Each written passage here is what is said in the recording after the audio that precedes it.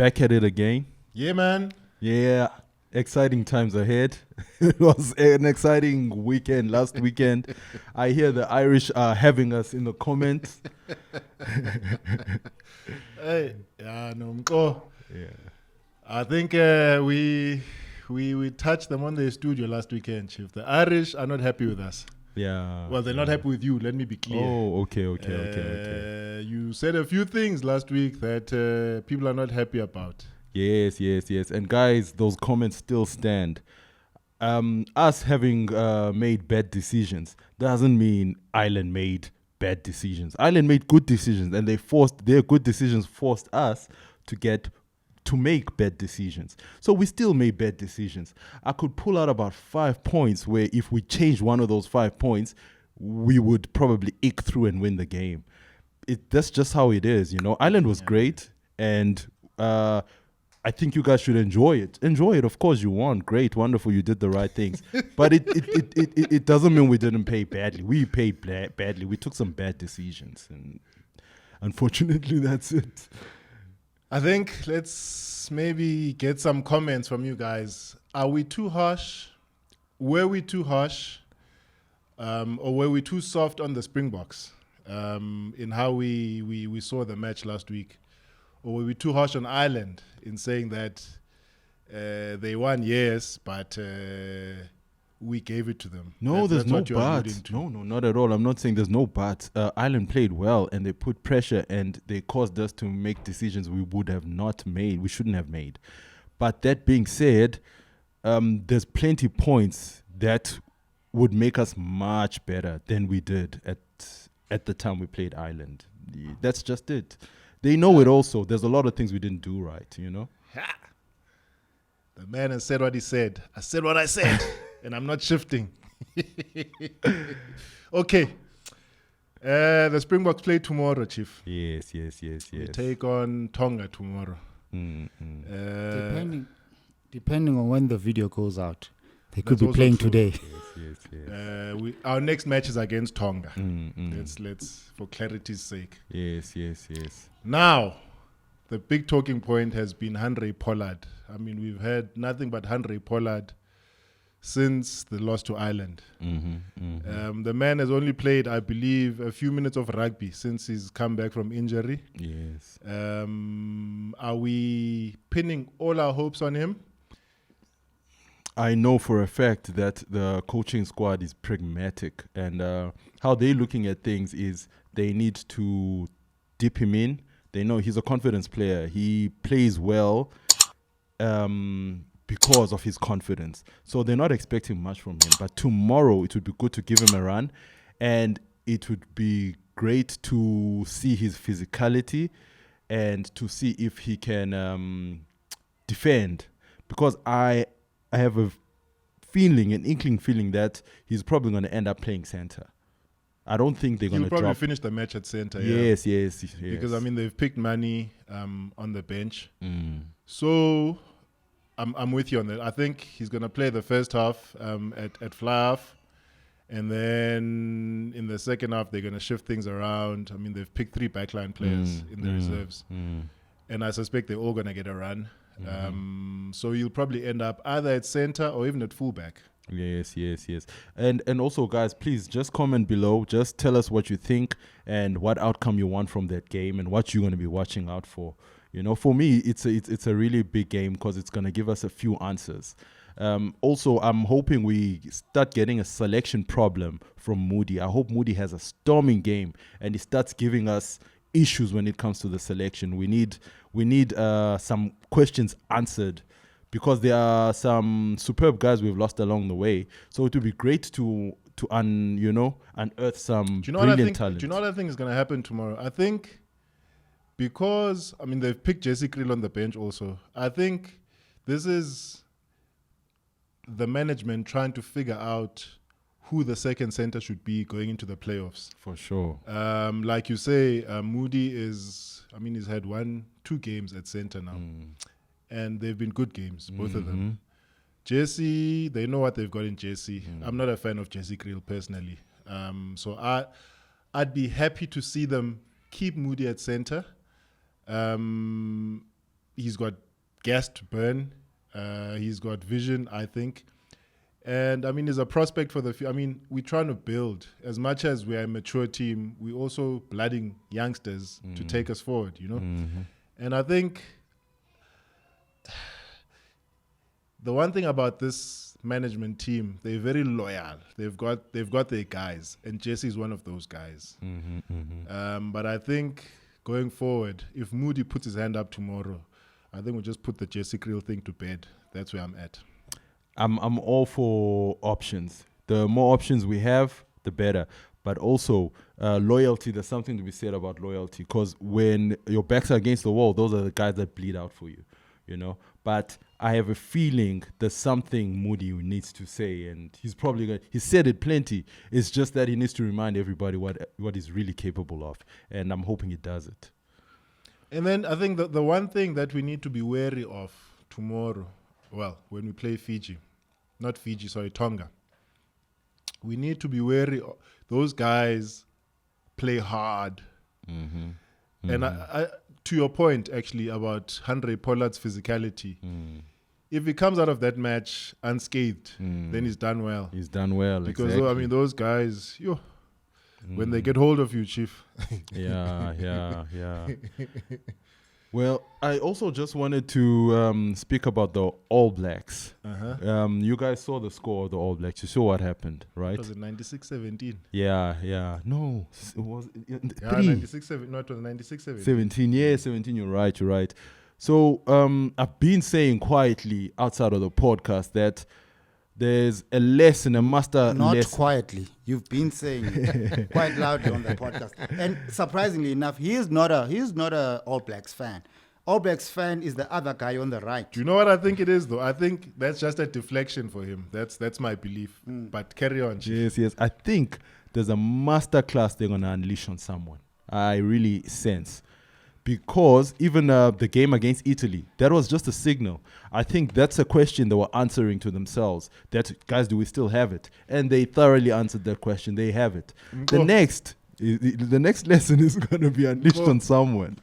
What did the Irish do to you, Chief? I no, nothing at all. Nothing at all. It sounds to me like you're saying Ireland is in for a big hiding from New No, Zealand. I'm not saying Ireland is in for a big hiding. Because here's why I say what I'm saying. You cannot say someone's getting lined up. It's between Ireland and who's their next match? Yes. Scotland, yes. It's Ireland in and the Scotland. group stages, yeah. So, next week they are playing Scotland. No, I'm saying New Zealand. Who's New Zealand's next game? Is it? It's Portugal, I think. Something silly. Yeah. Portugal is going to get a hiding for sure. So it cannot be that you're saying they're lining Portugal up for a hiding. No, not Portugal. Not Portugal. So, a very important game. My point. I'm not saying it's going to be Ireland. What I'm saying is we must watch out for a New Zealand that's quiet, that's saying nothing, and a New Zealand that's perfectly fine with the status quo of being totally ignored. It is extremely dangerous to ignore New Zealand. And someone is going to get an unbelievable record-breaking. We're going to see something amazing. I'm not saying who it's going to be. It's not Portugal. I'm just hoping it's not us.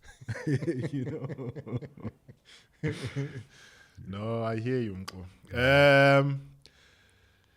The other thing that I picked up in one of the matches, and I think you feel free to comment. Also, you guys must feel free to comment. This bunker review system, guys.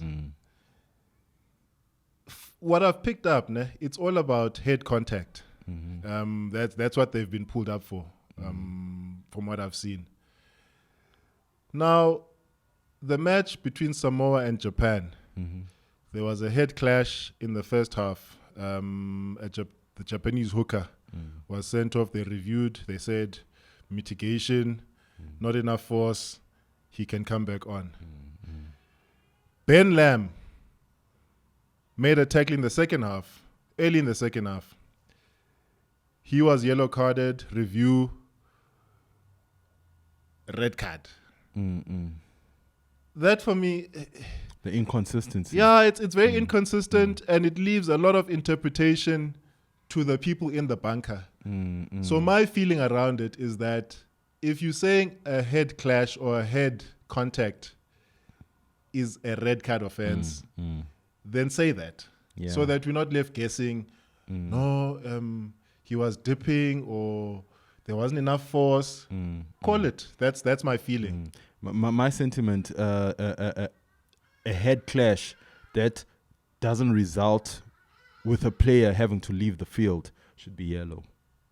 Should be yellow all day. I get that. We're trying to emphasize that people No, but Mko, when you say that, you leave the field to go get an HIA, right? Mm-hmm. And then you come back.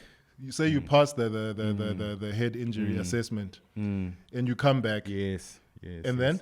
No, if they've gone for an assessment, it should stay a yellow. When the player doesn't come back, maybe we should move it to it being red. No. Because my thing is, rugby is a physical game. Yeah. And you can't completely take those things for granted that they're never going to happen.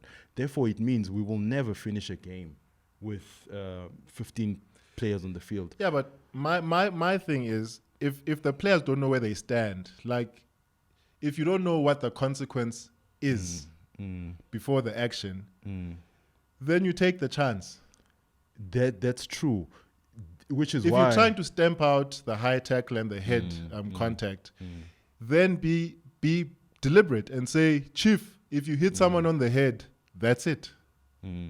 Or the player who has done it should get the yellow and not finish the game, and then he should be replaced. But we should try make sure that 15 against 15 happens on the field. I support that notion. Yeah. But around the bunker thing, they need to make a call and say, is it red or is it yellow? And stick to it. Don't leave it to someone's interpretation. No, there might have been force.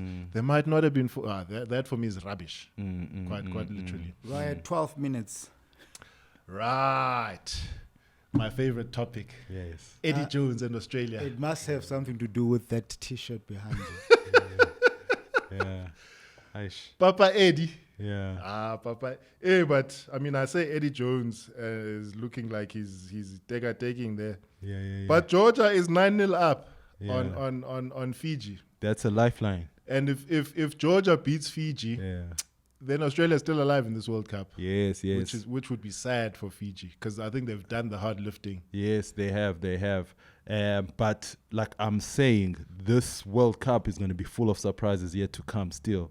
I mean, if Australia is still in action and the kind of response they're going to come back with, we might have a game on our hands. We might have an Australia that is seething with poison for a team after this. But there's also the talk around Eddie Jones having secret meetings with Japan before the World Cup. Yep. You know, if you're a player in the Australian team, how do you digest that? How do you interpret that?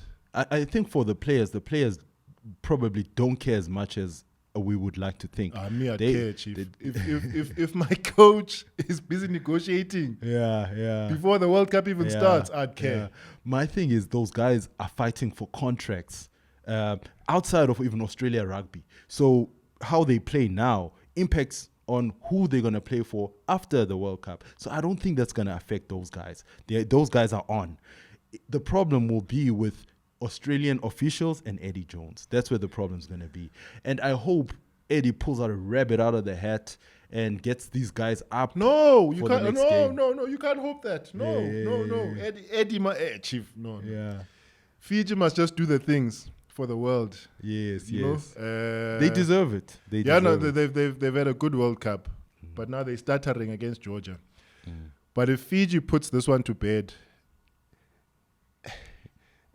I think we called it before the World Cup started. I said Australia's not going to make it through the groups. I want to see that.